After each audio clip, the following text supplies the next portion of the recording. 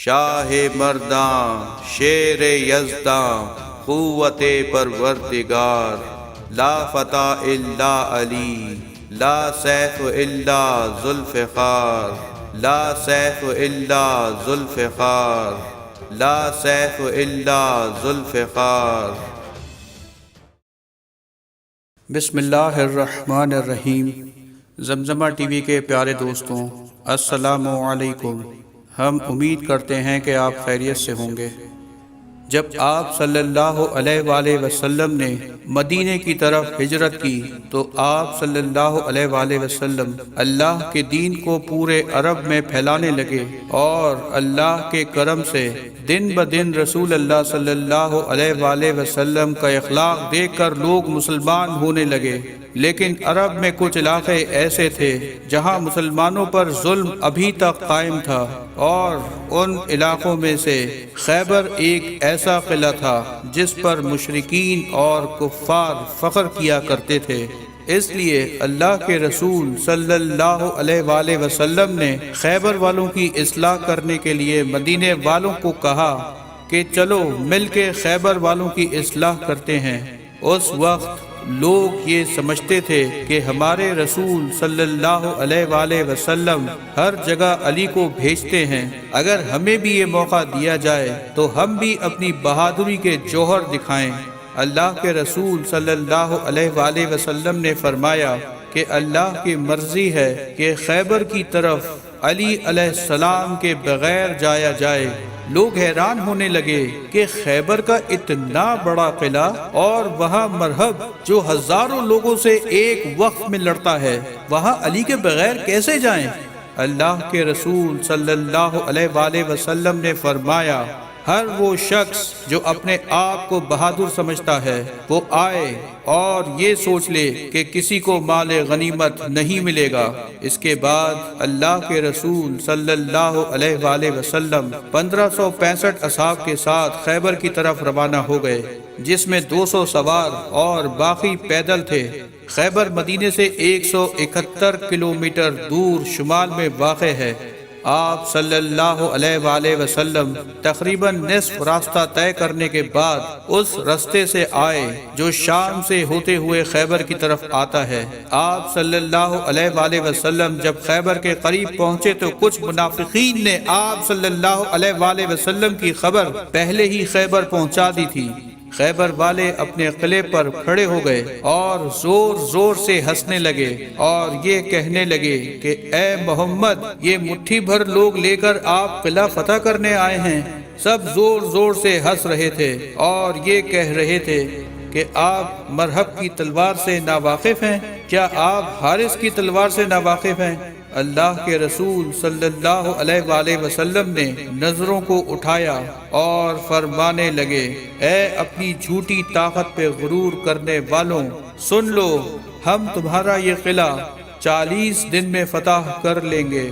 مسلمان ڈرنے لگے کہ مشرکین کے پاس اتنا اسلحہ ہے اور ہمارے پاس سوائے ہماری تلواروں کے کچھ نہیں، لیکن پھر بھی رسول اللہ صلی اللہ علیہ وآلہ وسلم کی زبان پہ یقین رکھتے ہوئے وہ خیبر سے تھوڑا ہی دور خیمے لگانے لگے۔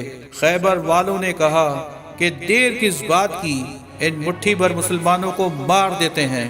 مرہب نے کہا، ٹھہرو، ان کا نبی کہتا ہے کہ 40ویں دن یہ ہمارا قلعہ فتح کر لیں گے۔ دیکھتے ہیں کہ 40 دن بعد اگر یہ قلعہ فتح نہیں ہوگا تو ہم کہیں گے کہ ان کا نبی بھی جھوٹا ہے اور ان کا دین بھی جھوٹا۔ بس روز کچھ اصحاب علم اٹھا کر جاتے تھے۔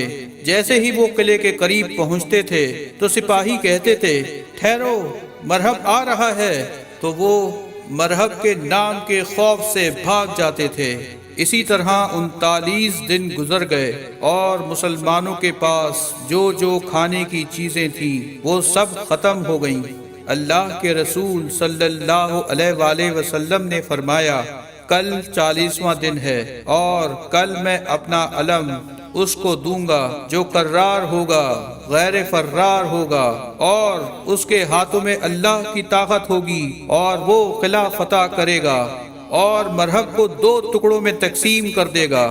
جب رات ہوئی تو اللہ کے رسول اللہ سے مدد مانگ رہے تھے اور عبادت کر رہے تھے کہ اتنی دیر میں حضرت جبرائیل علیہ السلام آئے اور فرمانے لگے کہ اے اللہ کے محبوب، اللہ کا حکم ہے کہ پکارو علی کو جس سے عجائبات ظاہر ہوتے ہیں، تم اسے ہر مصیبت میں اپنا مددگار پاؤ گے، علی کی مدد سے تمام دکھ دور ہو جائیں گے۔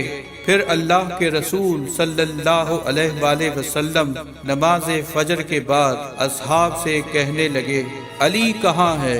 اصحاب نے کہا، یا رسول اللہ صلی اللہ علیہ وآلہ وسلم، ان کی آنکھوں میں درد ہے اور وہ مدینے میں ہیں۔ اللہ کے محبوب نے کہا، مجھے اللہ کی طرف سے یہ خبر ملی ہے کہ ان قریب علی ہمارے ساتھ ہوں گے۔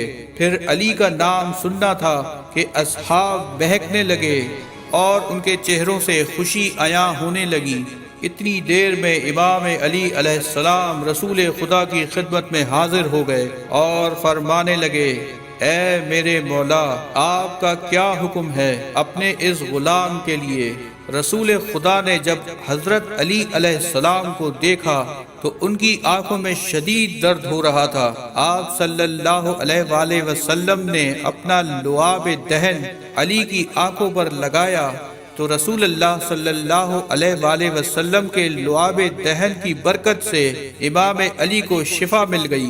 اللہ کے رسول صلی اللہ علیہ وآلہ وسلم نے امام علی علیہ السلام سے فرمایا، اے علی، یہ علم لو اور جاؤ اور خیبر کا قلعہ فتح کر کے آؤ۔ امام علی علیہ السلام علم لے کے قلعے کی طرف گئے اور فرمانے لگے، لا الہ الا اللہ محمد الرسول اللہ۔ مشرک پھر قلعے سے کھڑے ہو کر کہنے لگے کہ اے نوجوان، کیوں اپنی موت کو بلاتا ہے؟ جا، چلا جا۔ اتنی دیر میں امام علی علیہ السلام نے وہ لکڑی کا علم پتھر میں گاڑ دیا۔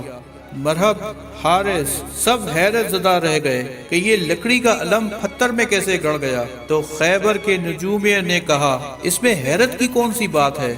ہم آسمان میں دیکھ رہے ہیں کہ 7000 سال بعد جب ولاد اور وصف کے تارے ایک ساتھ کھڑے ہوتے ہیں تو زمین کے پتھر موم بن جاتے ہیں۔ لگتا ہے یہ بہت بڑا نجومی ہے، اس کو معلوم تھا کہ یہ وہی وقت ہے، تبھی اس نے ایسا کیا۔ ابھی یہ بات چل ہی رہی تھی کہ امام علی علیہ السلام نے اس علم کو دوبارہ اٹھایا اور پھر پتھر میں گاڑا۔ ایسا امام علی علیہ السلام نے 3 بار کیا۔ مرحب اپنے نجومیوں سے پوچھنے لگا، یہ کیا ہے؟ تو نجومیوں نے کہا، یہ بات ہماری سمجھ سے باہر ہے کہ جیسے ہی یہ علم اٹھاتا ہے اور پتھر میں گاڑتا ہے تو ستارے تب ہی حرکت پاتے ہیں۔ لگتا یہ ہے کہ یہ ستاروں کو نہیں بلکہ ستارے اس کو دیکھ کر چل رہے ہیں۔ حارث امام علی علیہ السلام کو کہنے لگا کہ میں تمہیں مار دوں گا، اگر بھاگنا چاہتے ہو تو بھاگ جاؤ۔ امام علی علیہ السلام نے کہا، اے حارث، نہ ہم بھاگنے آئے ہیں اور نہ ہم کسی کو قتل کرنے آئے ہیں، ہم تو بس یہ چاہتے ہیں کہ تم اپنی اصلاح کرو اور اللہ کے دین پہ یقین کرو۔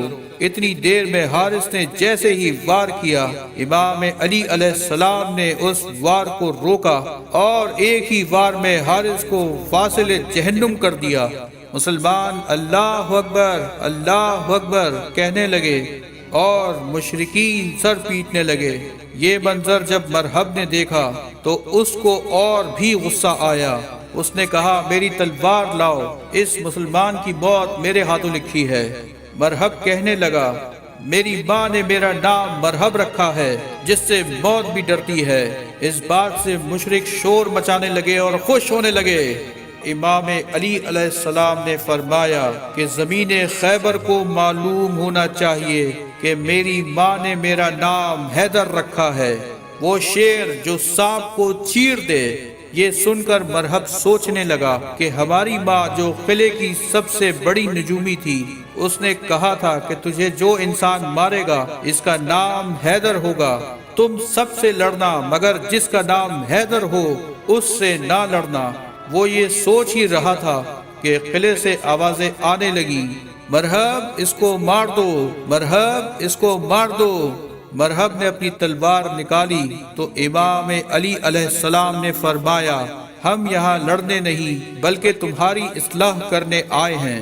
مرحب نے کہا اگر مرد ہو تو وار کرنا شروع کرو۔ مرحب نے پہلا وار کیا، مرحب نے دوسرا وار کیا، مگر دونوں واروں کو امام علی نے روکنے کی کوشش کی، مگر مرحب وار کرتا رہا۔ جب امام علی علیہ السلام نے پلٹ کر وار کیا تو امام کا وار مرحب کے سر سے لے کر پاؤں تک آ کر رکا۔ سارے مشرکین دیکھتے رہ گئے۔ مسلمان اللہ اکبر کی صدائیں دینے لگے اور مشرکین رونے لگے، سر پیٹنے لگے۔ جیسے ہی خیبر کے دروازے کو بند کرنے کی کوشش کی گئی، وہ دروازہ جو 40 اونٹ اور 40 ہاتھی بند کرتے تھے، وہ دروازہ جو بہت بھاری تھا ایک عام انسان کے لیے، امام علی اس دروازے کے قریب گئے اور اپنے ہاتھ سے اس دروازے کو پکڑا اور اس کا آدھا حصہ ہوا میں اچھال دیا اور آدھا حصہ اپنے ہاتھوں سے پکڑے ہوئے تھے، اور مسلمانوں سے فرمانے لگے جاؤ قلعے کے اندر داخل ہو جاؤ۔ سارے مسلمان قلعے کے اندر داخل ہو گئے۔ امام علی علیہ السلام اپنے ہاتھوں سے اس دروازے کو پکڑ کر کھڑے تھے کہ اتنی دیر میں حضرت محمد مصطفیٰ صلی اللہ علیہ وآلہ وسلم اپنے مبارک قدموں کے ساتھ اکیلے اس دروازے سے جانے لگے تو امام علی علیہ السلام کے ہاتھ کانپنے لگے۔ اصحاب نے پوچھا یا علی، ہم سینکڑوں لوگ دروازے کے اوپر سے جا رہے تھے، آپ کے ہاتھ نہیں کانپے؟ ایک اللہ کا رسول جب دروازے کے اوپر سے گزرا تو آپ کے ہاتھ کانپنے لگے، ایسا کیوں ہے؟ تو امام علی علیہ السلام نے فرمایا کہ امامت کے وزن سے نبوت کا وزن بھاری ہوتا ہے، اور اس طرح جنگ خیبر بھی مسلمانوں نے فتح کر لی، اور اس فتح کا سہرا بھی حضرت علی ابن ابی طالب کے حصے میں آیا۔